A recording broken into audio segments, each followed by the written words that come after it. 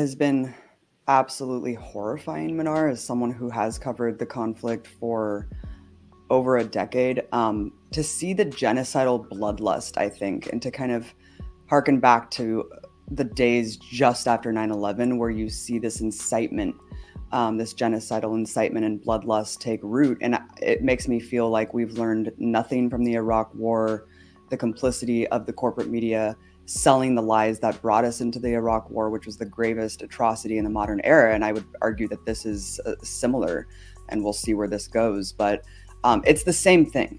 It's the same thing, and it just keeps getting worse because the more egregious Israel's crimes become and the more widespread, I mean, people are all watching this real time be live streamed in their devices, in their hands. And so it feels much more dystopian.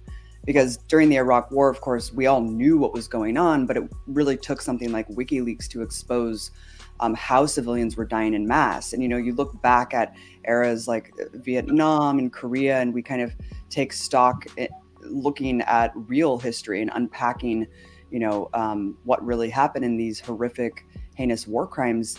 But this is happening real time. There are My massacres happening every day, right? There are Abu Ghraib's, mass torture of these men, stripping down. We don't even know the scope and scale of what's happening because all the journalists are being targeted and killed. But just the images that we're seeing coming out of Gaza today is atrocious. It's despicable. It makes me sick to my stomach. And I look at the swath of corporate media reporters in just horror that how could they be reporting this?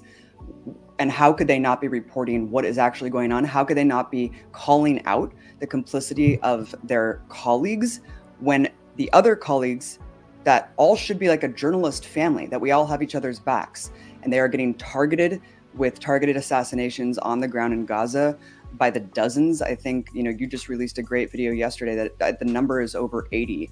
So it's beyond comprehension, honestly, that this is where we are, that the Western world is sitting back, allowing this to happen, facilitating it, giving more and more Hellfire missiles as we're seeing a genocide unfold in the most atrocious way.